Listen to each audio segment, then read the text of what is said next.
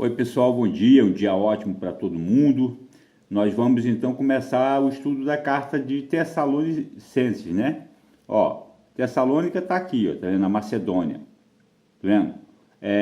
Nós vamos também ver Anfípolis e outros lugares aí, não sei se está dando para você ver direito, mas aqui dá para você ter uma ideia da viagem de Paulo, tá vendo? Aqui essas setinhas aqui, ó, as viagens de Paulo. Bom, eles tinham feito um concílio no capítulo 15 de Atos, você vê bem isso, né? E nesse concílio, Paulo teve um momento maravilhoso, onde ele então foi designado como apóstolo aos gentios com uma carta, porque toda a briga, todo o tumulto estava baseado em cima da questão da circuncisão. Quando Paulo chega a Tessalônica, e em Atos nós vamos ver isso no capítulo 17, né, ele então começa a pregar. E ao pregar o evangelho, ele está no verso 2, diz assim, ó, segundo o seu costume, Paulo foi à sinagoga, Atos 17, 2, e por 3 sábados discutiu com eles com base nas Escrituras, explicando e provando que o Cristo deveria sofrer e ressuscitar dentre os mortos. E dizia, este Jesus que lhes proclamo é o Cristo.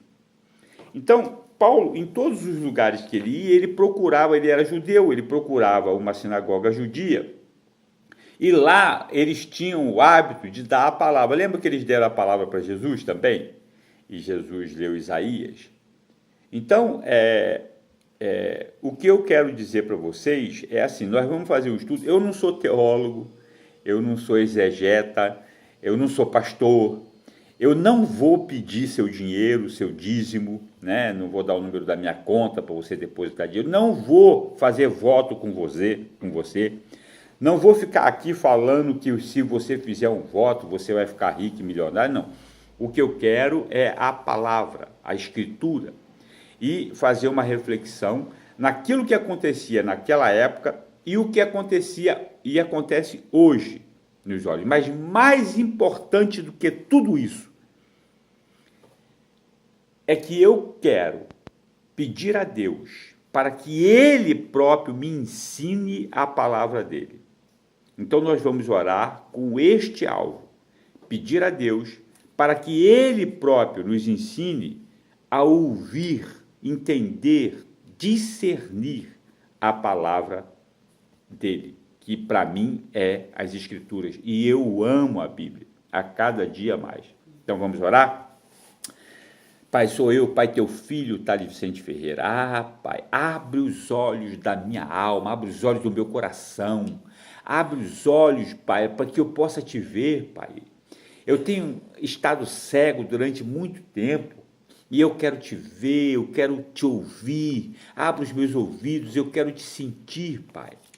Ah, Pai, aumenta a minha percepção, a minha sensibilidade espiritual para ter um relacionamento verdadeiro, honesto, digno, fiel e justo contigo, Senhor. É assim que eu oro e agradeço em nome de Jesus. Muito bem, então, o que acontece muito, né? Você jovem, qualquer pessoa, adulto, você tem um grupo de relacionamento. Aí, de repente, você vai e ouve a palavra, e Deus abre os olhos do teu coração e te toca.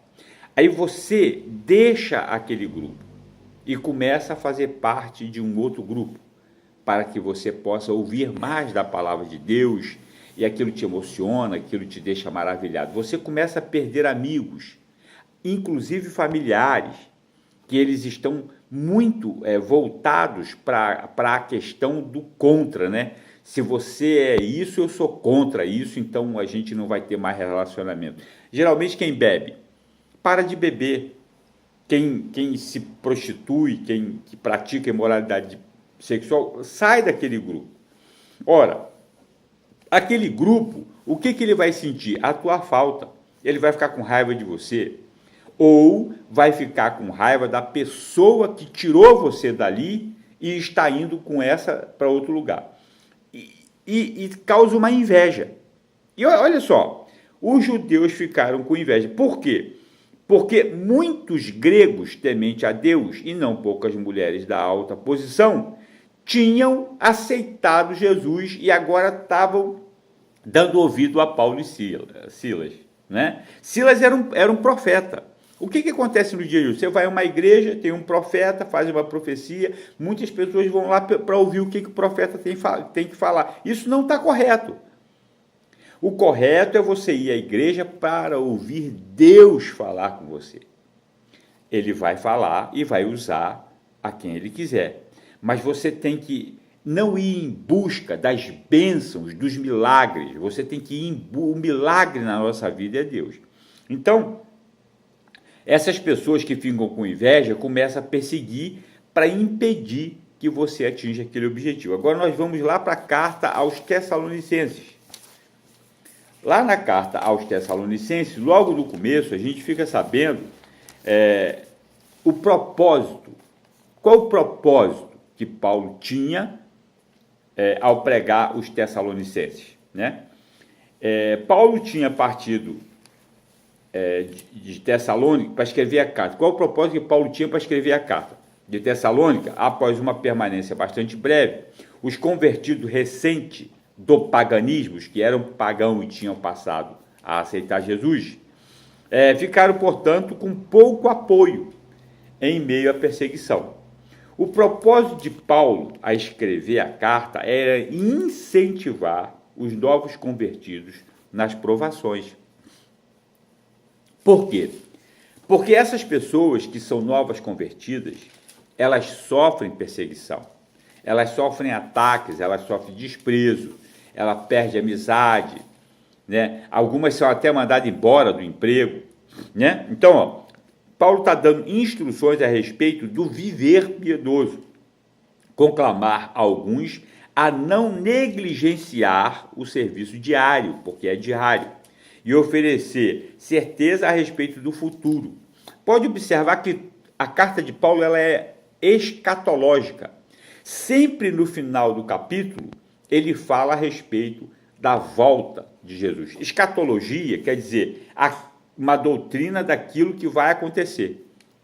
Por isso ela é considerada escatológica. Por exemplo, no capítulo 1, lá no verso 10, diz assim: e esperar dos céus seu Filho, a quem ressuscitou dos mortos, Jesus, que nos livra da ira que há de vir. A ira é a justiça de Deus, o juízo.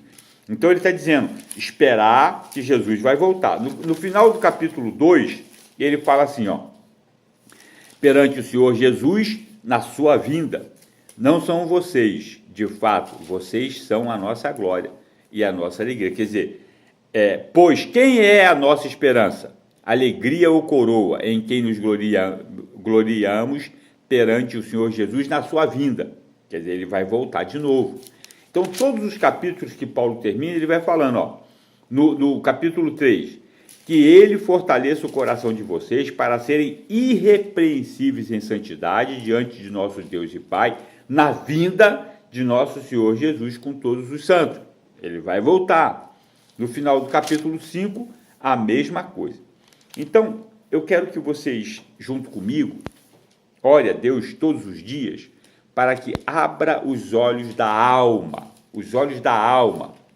através do entendimento da palavra, porque diz assim, o meu povo perece por falta de conhecimento e conhecimento da minha palavra. Então, o capítulo 1, vamos ler o capítulo 1 de Tessalonicenses. Paulo, Silvano e Timóteo. Silvano é o Silas, tá? A igreja dos Tessalonicenses em Deus Pai, nosso Senhor Jesus Cristo. Ele está escrevendo para a igreja lá dos Tessalonicenses. A vocês graça e paz da parte de Deus e de nosso Senhor Jesus Cristo. Ação de graças pela fé e pelo exemplo dos Tessalonicenses. Sempre damos graças a Deus por todos vocês, mencionando-os em nossas orações. Lembramos continuamente diante de nosso Deus e Pai o que vocês têm demonstrado, o trabalho que resulta da fé, o esforço motivado pelo amor e a perseverança proveniente da esperança em nosso Senhor Jesus Cristo. Sabemos, irmãos, amados de Deus, que Ele os escolheu, porque o nosso Evangelho não chegou a vocês somente em palavras, mas também em poder do Espírito Santo e em plena convicção. Vocês sabem como procedemos entre vocês em seu favor. De fato, vocês se tornaram nossos imitadores e do Senhor, pois apesar de muito sofrimento, receberam a palavra com alegria que vem do Espírito Santo. Assim tornaram-se modelo para que todos os crentes que estão na Macedônia e na Acaia, porque partindo de vocês, propagou-se a mensagem do Senhor na Macedônia e na Acaia. Não somente isso, mas também por toda parte tornou-se conhecida a fé de vocês em Deus.